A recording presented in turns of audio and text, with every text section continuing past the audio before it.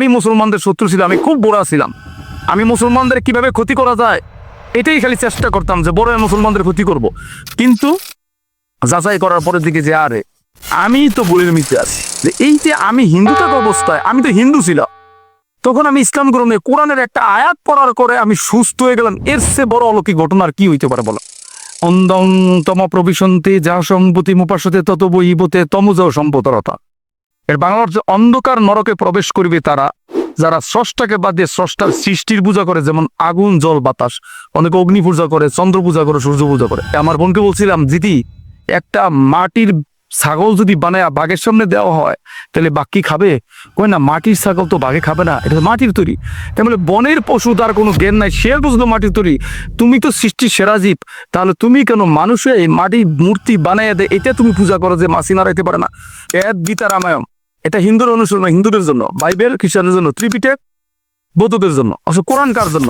অনেকের প্রশ্ন করলে বলে যে এটা মুসলমানের জন্য। না, অসম্ভব কথা। আমার স্ত্রী ইন্ডিয়ান নায়িকার চেয়েও সুন্দর, লম্বা চূড়া, সে অনেক এতই সুন্দর ছিল যে তার পিছনে আমি 1.5 বছর বুঝছি। 1.5 বছর বুড়ার পরে তারা রাজি হয়েছে, তারপর তাকে বিয়ে করছে। সেই স্ত্রীকে আমাকে বর্জন করতে হয়েছে। এবং আমি ইসলাম গ্রহণ করার পর স্ত্রী প্রথম 1 বছর আমার সাথে রাগ ছিল, পরে ইসলামের সৌন্দর্য দেখে ইসলামের বইগুলি পড়ে সে আস্তে আস্তে ইসলামের দুর্বল হইতেছিল।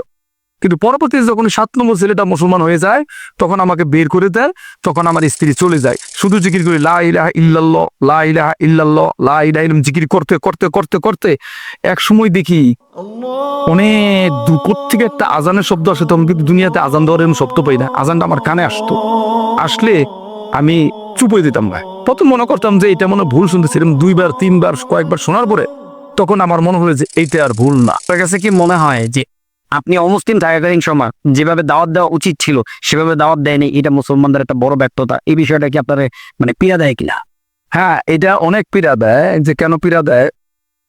যে আমার মা হিন্দু অবস্থা মারা গেছে, এখনো আমি আমার আশেপাশে যত মুসলমান আছে এদেরকে বলি যে দেখেন, টাকা যদি খরচে আমি দিব, আপনারা তো এলাকার স্থানীয় লোক, আপনারা শুধু আমার বাবার কাছে গিয়া সম্পর্ক তৈরি করে বাবাকে একটু দাওয়াত দেন, অন্যভাবে দাওয়াত দেন, ডাইরেক্ট দাওয়াত দিয়ে না, তারা কেউ যায় না।